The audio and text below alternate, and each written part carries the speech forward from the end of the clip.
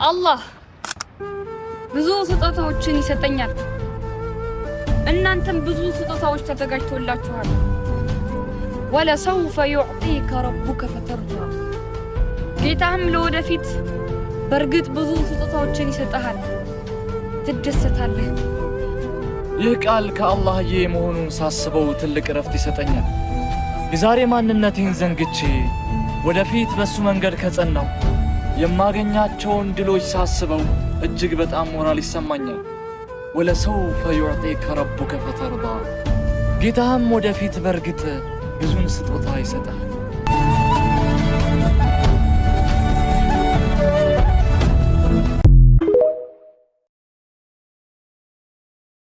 ሰው ሊሞት ሲል ምን እንደሚሆን ታውቃላችሁ? ከስራዎች ሁሉ ትልቁ ስራ ብሎ የሚያስበው ሰደቃ ነውና ልክ ሞት ሲመጣበት ወየው ምን ነው ሰደቃ ላይ በበረታው ይላል።